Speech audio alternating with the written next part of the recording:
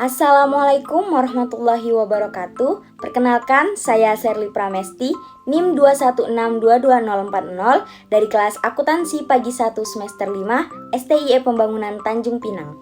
Baiklah, kali ini saya akan menjelaskan tentang kerangka dasar penyusunan dan penyajian laporan keuangan syariah atau KDP PLKS serta perbedaan dan persamaannya dengan kerangka dasar penyusunan dan penyajian laporan keuangan atau KDP PLK. Kerangka dasar penyusunan dan penyajian laporan keuangan syariah atau KDP PLKS merupakan pengaturan akuntansi yang memberikan konsep yang mendasari penyusunan dan penyajian laporan keuangan atas transaksi syariah. Sejarah singkat KDP PLKS. KDP PLKS pertama kali disahkan oleh Dewan Standar Akuntan Indonesia atau DSAKIAI pada 27 Juni 2007 dan masih berlaku hingga saat ini. Berdasarkan Surat Dewan Pengurus Nasional atau DPNIAI nomor 0823-DP-DP-IAI-11-2013, maka seluruh produk akuntansi syariah yang sebelumnya dikeluarkan oleh DSAKIAI dialihkan kewenangannya kepada Dewan Standar Akuntansi Syariah atau DSASIAI. Berikutnya, perbedaan antara KDP PLKS dan KDP PLK. Perbedaan yang pertama ada pada tujuan laporan keuangannya. Dalam KDP PLKS, tujuan laporan keuangannya sebenarnya hampir sama dengan KDP PLK, namun ada tujuan lain yang berbeda, yakni di KDP PLKS yang pertama meningkatkan kepatuhan terhadap prinsip syariah dalam semua transaksi dan kegiatan usaha. Lalu yang kedua, informasi untuk membantu mengevaluasi pemenuhan tanggung jawab entitas syariah terhadap amanah dalam mengamankan dana. Lalu yang ketiga, informasi mengenai tingkat keuntungan investasi yang diperoleh. Lalu yang keempat, informasi kepatuhan terhadap prinsip syariah serta informasi aset, kewajiban, pendapatan, dan beban. Sedangkan di KDP PLK yang juga merupakan tujuan utama KDP PLKS itu adalah menyediakan informasi yang menyangkut posisi keuangan, kinerja, serta perubahan keuangan suatu perusahaan yang bermanfaat bagi sejumlah besar pengguna dalam pengambilan keputusan ekonomi. Perbedaan yang kedua adalah pengguna dan kebutuhan informasi. Secara garis besar, keduanya memiliki kemiripan. Namun, ada yang membedakan yaitu pada KDP PLKS. Perbedaan keduanya terletak pada KDP PLKS yakni pertama, pemberi dana qardah, lalu pemilik dana syirkah temporer, lalu kemudian pemilik dana titipan, pembayar dan penerima zakat, infak, sedekah, wakaf, dan pengawas syariah. Perbedaan yang ketiga yaitu paradigma transaksi. Perbedaannya itu terletak pada KDP PLK yang tidak tertera atau tidak dijelaskan mengenai paradigma transaksi, sedangkan pada KDP PLKS dijelaskan tentang paradigma transaksi syariah. Yakni yang pertama, transaksi syariah berlandaskan pada paradigma dasar bahwa alam semesta diciptakan oleh Tuhan sebagai amanah atau kepercayaan ilahi dan sarana kebahagiaan hidup bagi seluruh umat manusia untuk mencapai kesejahteraan hakiki secara material dan spiritual atau al-falah. Lalu yang kedua, paradigma dasar ini menekankan setiap aktivitas manusia memiliki akuntabilitas dan nilai ilahiyah yang menempatkan perangkat syariah dan akhlak sebagai parameter baik dan buruk, benar dan salahnya aktivitas usaha. Paradigma ini akan membentuk integritas yang membantu terbentuknya karakter tata kelola yang baik atau good governance dan disiplin pasar atau market disciplines yang baik.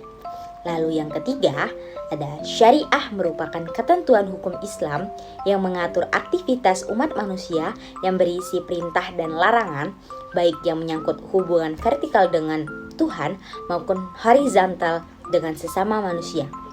Prinsip syariah yang berlaku umum dalam kegiatan muamalah atau transaksi syariah mengikat secara hukum bagi semua pelaku dan stakeholder entitas yang melakukan transaksi syariah.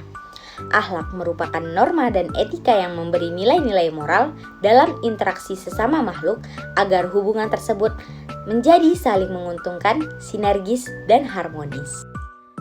Perbedaan yang keempat ada pada asas transaksi.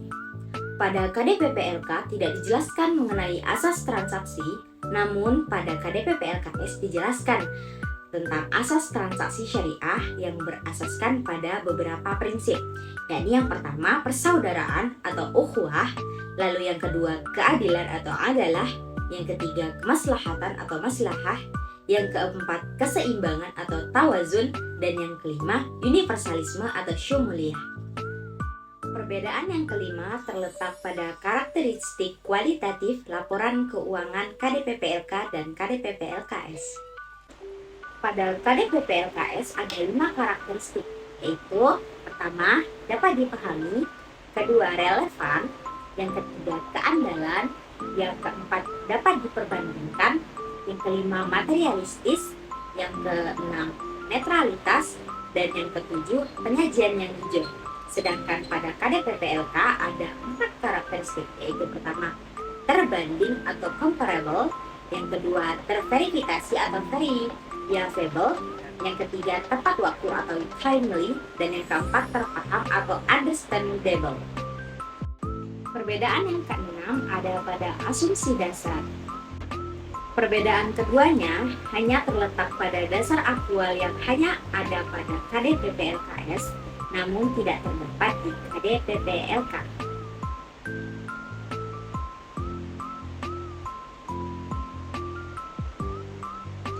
Dasar aktual KDP-PLKS yang pertama, untuk mencapai tujuannya, laporan keuangan disusun atas dasar aktual.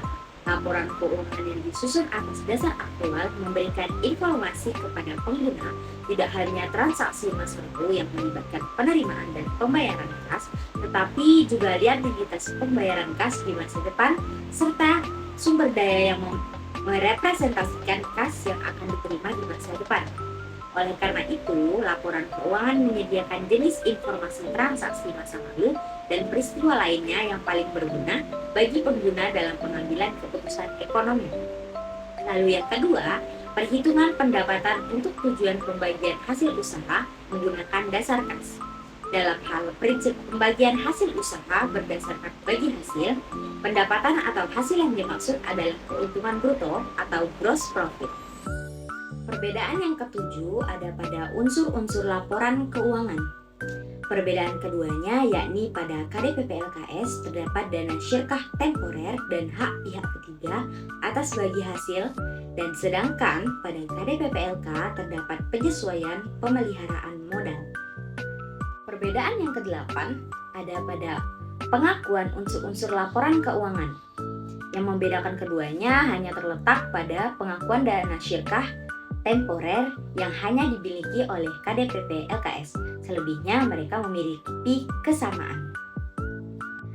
Lalu pada perbedaan ke-9 ada pada pengukuran laporan keuangan, yang dimana perbedaan keduanya terletak pada nilai kini atau present value yang hanya terdapat pada KDP-PLK. Perbedaan yang ke-10 atau yang terakhir terdapat pada konsep modal dan pemeliharaan modal.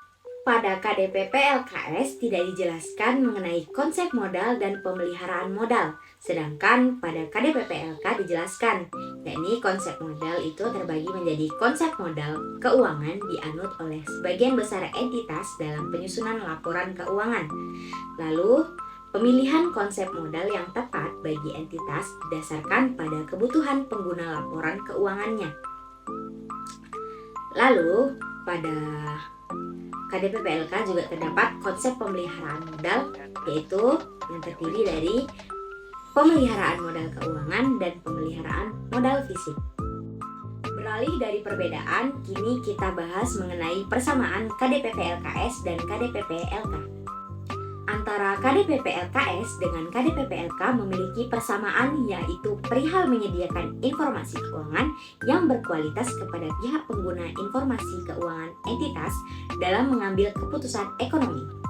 Berdasarkan SAK nomor 5 dengan pernyataan SAK nomor 31 seperti berikut ini. 1. Memberikan informasi kas yang dapat dipercaya mengenai posisi keuangan perusahaan atas lembaga keuangan pada periode tertentu.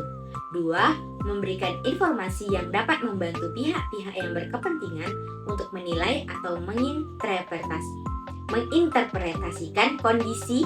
Dan yang ketiga, memberikan laporan keuangan yang dapat dipercaya mengenai hasil usaha perusahaan atas lembaga keuangan pada periode tertentu. Dan yang keempat, memberikan informasi penting lainnya yang relevan dengan kebutuhan pihak-pihak berkepentingan dengan laporan kebutuhan yang bersangkutan. Baik, itu saja pemaparan materi tentang KDP PLKS dari saya.